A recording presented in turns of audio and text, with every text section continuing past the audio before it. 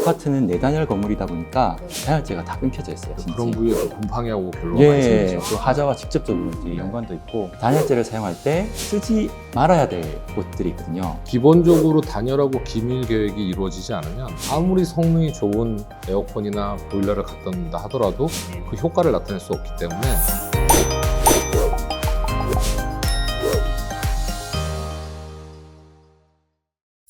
지구도 살리고 사람도 살리는 생명 연장 프로그램. 그린 리모델링 TV에 오신 걸 환영합니다. 오늘은 그린 리모델링의 단열 계획과 기밀 계획에 대해서 알아볼 건데요. 오늘 저와 함께 해주실 두 분은 그린 리모델링 단열 전문가 한재용 이사장님, 그리고 패시브 주택 전문가 오대석 이사님을 모셨습니다. 예. 반갑습니다. 반갑습니다. 안녕하세요. 이제 좀 지겨우시죠? 단열왕 한재영입니다. 반갑습니다. 네. 안녕하십니까. 한국패시브건축협회 사무국장 6년 경력을 가지고 와. 있는 패시브 전문가 오대석 건축사라고 합니다. 반갑습니다.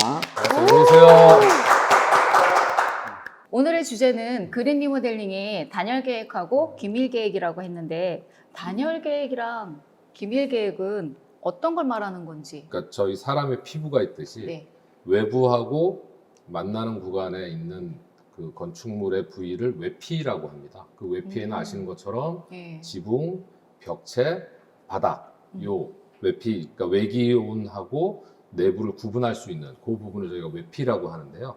그 외피에는 그러니까 외부의 기온, 겨울철에 추울 때 내부는 따뜻하게 할 수 있도록 그 외피에는 단열재가 들어가고 또 벽체에는 아시는 것처럼 창하고 문이 들어갑니다. 이런 것들을 계획하는 것이 단열 계획이라고 할 수 있겠고요. 기밀 같은 경우는 그 외피에 네. 우풍이 온다든지 이런 네. 침기, 그러니까 외부 공기가 들어오는 거, 그다음에 네. 또 누기, 공기가 바깥으로 나가는 거, 네. 이런 것들이 일어나지 않도록 음. 외피에다가 기밀하는 것을 기밀 계획이라고 합니다. 단열과 기밀을 좀 더 쉽게 이제 이야기하자면 패딩 중에서도 종류가 많잖아요. 그렇죠. 뭐 오리털이 두꺼운 것도 있고 그런 것처럼 단열 같은 경우에는 그 얼만큼 단열이 잘 되는 그런 네. 보온재를 썼느냐 이런 것들이 어떻게 보면 건축물의 단열 같은 게 될 수 그렇죠. 있을 거고, 네네.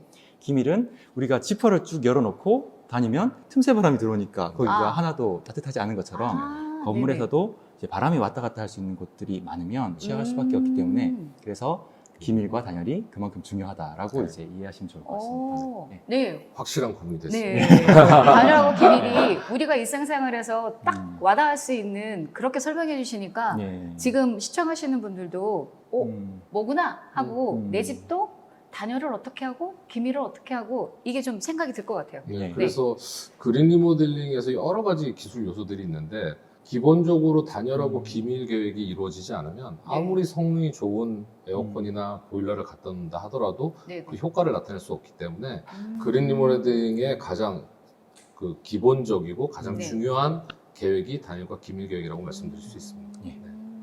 그러면 건물에서 단열 계획, 기밀 계획은 어떻게 해야 되는지까지는 사실 감이 오진 않거든요. 그러면 어떻게 해야 되는지에 대해서 좀 얘기해 주세요. 일반적으로 이제 건축물에서 단열과 기밀을 할 때 보면 저희가 보온병 같은 것들 생각하시면 되거든요. 보온병처럼 그 끊기지 않게 안속에 따뜻한 물이 들어가면 항상 좀 따뜻하고 아. 이제 뭐 시원한 거 넣으면 시원하게 되는 것처럼 네. 건물에서도 기본적으로는 단열이나 이런 것들이 끊기지 않도록 다 감싸주는 게 좋고요. 그 다음에 딱 한번 이렇게 뚜껑을 잠그면 네. 이제 공기가 순환되지 않는 것처럼 이제 기밀 성능이 좋은 게 좋은데, 아파트 같은 경우에는 네. 기본적으로 이제 보온병처럼 건물에서 외단열을 하면 가장 네. 좋지만 아파트는 내단열 건물이다 보니까 네네. 벽체와 만나는 부분, 그 다음에 슬라브가 만나는 부분에 단열재가 다 끊겨져 있어요. 네. 그래서 거기로 열이 많이 새 나가는 곳이 있어서 그걸 어떻게 네. 하면 또 보완할 수 있을 그런 것인지, 부위에 네. 또 곰팡이하고 결로가 많이 예, 생기죠. 또 하자와 직접적으로 이제 음. 연관도 있고, 네. 그리고 이제 리모델링 할 때는 결국에는 그렇게 불가피한 부분들을 어떻게 하면 방금 말씀하셨던 예. 하자를 피할 수 있는 조건을 어떻게 만들 것이냐. 가장 네. 최선의 방법은 다 감싸는 거지만 네. 안 될 때 차선책으로 우리가 어떻게까지 할 수 있느냐가 어떻게 보면 이제 그런 솔루션을 만드는 핵심이 아닐까 생각합니다. 네. 조금은 알 것 같아요. 예, 네. 그 부분이 가장 음. 힘든 부분이 네. 저희들이 리모델링 공사를 할 때 보면 네. 뜯기 전에는 그 안에 뭐가 들어있지 그렇죠. 모르다 보니까 맞아요. 네, 그런 부분들이 네, 네. 케이스 바이 케이스로 다른 부분이 예. 가장 좀 어려운 부분 같습니다. 그래서 그린 리모델링의 설계는 네. 사실은 우리가 신축 같은 경우는 100% 설계가 돼서 도면이 네. 나오고 거기에 대한 기술 요소는 그대로 정해지지만 네. 그린 리모델 설계는 사실 100%라는 게 있을 수가 없습니다. 아. 일단 설계에서는 거의 100%에 가까운 네. 설계를 할 수밖에 없고 실제는 사실 시공이 시작되고 나서 건물을 뜯어봐야지만 뜯어보고 나서 네. 보강되는 게 사실 100%의 설계이기 때문에 네. 네. 그래서 GR 설계가 상당히 어렵다라고 얘기할 수 있습니다. 그린 리모델링에서 단열 계획, 기밀 계획은 좀 어려울 것 같은데 어떻게 해야 되는지. 일단은 네. 현재 건물의 단열층과 기밀층이 어떻게 이루어져 있는지를 파악하는 게 가장 아. 중요합니다. 그래서 기존의 지금 단열층과 네. 기밀층이 어디서 끊어지고 있는지, 네. 어디에 없는지 네. 이런 것들을 먼저 파악하는 게 가장 중요하고요. 네. 그래서 그런 조사, 자 아까 우리 가장 1단계인 GR 진단에서. 네, 진단, 사전조사하고 네. 컨설팅해서 기밀층하고 단열층이 어떻게 구성되는지 파악을 하고 거기에 대한 분석을 해서 여기에 현황에 맞는 이제 단열 네. 공법이나 음. 기밀 공법을 채택하는 것. 예. 그게 아. 가장 중요하다고 생각합니다. 그러면 조사를 하고 컨설팅 과정에서 이 일을 하는 건가요? 그렇죠. 아, 네. 네, 그래서 그걸 토대로 사실은 또 설계를 할 때 네. 그걸 바탕으로 단열 계획과 기밀 계획을 세우는 거니까 아, 그 GR 진단에서는 어느 네. 정도 현황 파악을 하고 네. 그 파악한 결과로 컨설팅이 이루어진 네. 거를 가지고 네. 실제 설계할 당시에 그 단열과 기밀 계획이 수립되는 거기 때문에 네. 다 연동돼 있다고 보면 되는 거고요. 음. 특히 기밀 같은 경우는 그 기밀 테스트라는 네. 걸 통해서 사전에 어. 확인하는 게 가장 좋은 방법입니다. 아. 네. 우리나라처럼 여름엔 덥고 습하고 그렇죠. 겨울엔 춥고 건조한 이 네. 특징이 있는 사계절이 있잖아요. 네.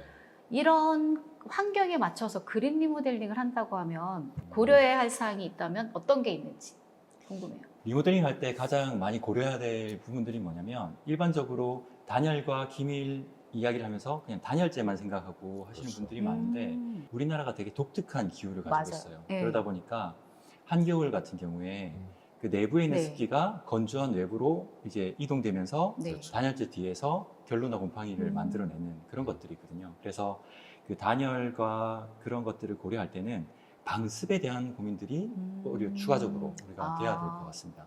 좀 어려워요. 네, 그러니까 습기를 막아준다는 게 이제 방습이긴 네. 한데 네. 이제 저희들이 보면 그 여름철에 맥주 마실 때 네네. 맥주나 시원한 사이다 네. 마실 때 딱 올려놓으면 네. 이 주변에 이렇게 물방울들이 생기는 아. 것처럼 어떻게 보면 건물에서도 이제 내부에 있는 습기들이 네. 차가운 것을 만나서 이렇게 네. 물방울이 되는 현상들이 생기거든요. 오. 이제 그런 것들을 결로죠. 결로라고 네. 이야기를 합니다. 네.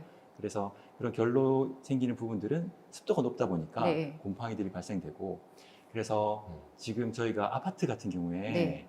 곰팡이들이 많이 발생하는 이유가 기본적으로는 이렇게 콘크리트가 있고 네. 그다음에 내부에 단열재가 있고 실내가 있으면 네. 실내에 있는 습기들이 단열재 뒤편으로 이렇게 넘어가요. 아, 틈으로. 우리 눈에 보이지 않는? 예, 어. 넘어가면 콘크리트는 바깥이 영하 10도면 네. 엄청 차갑기 때문에 음. 당연히 습기들은 다 네네. 물로 변하게 돼요.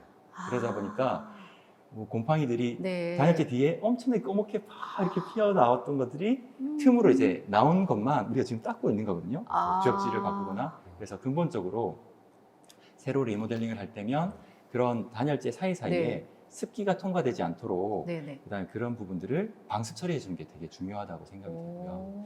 그다음에 두 번째 조금 주의해야 될 부분들이 뭐냐면 단열재를 사용할 때 부위별로 네. 쓰지 말아야 될 곳들이 있거든요. 아, 예. 어떤 거죠? 예를 들어서 우리가 흔히 말하는 하얀색 스티로폼 같은 걸 보면 아, 네. 흔히 봐요. 예, 알갱이가 이렇게 모여 있는 걸 네네네. 보실 수 구슬 있는데 같아요. 예. 예, 그 알갱이 사이로 물이 침투될 수가 있거든요. 아, 그러다 네, 보니까 그 빗방울이 튈 수 있는 네. 그런 지면과 접하는 부분이라든지 네네네. 아니면 뭐 옥상에 이제 평지분 같은 곳이라든지 그렇게 물이 이게 흡수될 수 있는 곳은 네. 물이 흡수되면서 그 알갱이 사이에 물 분자들이 이렇게 열을 전달해주면서 단열성이 급격하게 떨어지는 현상들이 생깁니다. 그래서 그런 네네. 것들은 무조건 아, 피해야 쓰면 안 되는, 돼요. 예. 예. 그러니까 단열재 특성에 네. 따라서 그러니까 습도 발생이 높거나 물을 접할 수 있는 곳에서는 음, 흡수량이 작은 예. 네. 물에 강한 단열재 종류를 써야 된다 이렇게 네. 정리할 수 있습니다. 네, 잘 들었습니다. 네. 네, 한 이사장님과 오대석 이사님 그린 리모델링 단열과 기밀에 대해서 오늘 시간에서 이것만은 잊지 않았으면 하고 생각하시는 거를 하나씩만 얘기해 주세요. 좀 표현이 과할 수 있는데 단열 계획과 기밀 계획은 질식 수준으로 이렇게 얘기하고 싶습니다. 네. 갑자기 숨이 확. 네. 아, 그다음에 제가 정리하자면 네. 낄낄빠빠, 낄낄빠빠. 뭐죠? 적당하게 이제 들어가야 될 곳에 적당한 단열재가 들어가야 된다. 아. 예. 낄 때 끼고 오. 빠질 때 빠져야 된다. 오. 단열재도 무조건 두껍게 하고 낄낄빠빠. 네, 어. 하는 게 아니고 네. 단열재도 낄낄빠빠가 있다. 아, 이건 외울 수 있을 것 같아요. 이건 다음 시간에 시험 봐도 저도 대답할 수 있어요. 네. 자, 우리 그러면 시청자분들께 뭐 부탁할 거 하나 있죠? 아, 네. 그렇죠. 구독 좋아요. 알림 설정 해주시면 저희 컨텐츠 제작에 큰 힘이 됩니다. 부탁드립니다. 네. 감사합니다. 네. 구호 외치고 마무리할까요? 그러시죠. 네. 닥치고 그린! 다음 시간에 만나요. 다음 시간에 만나요.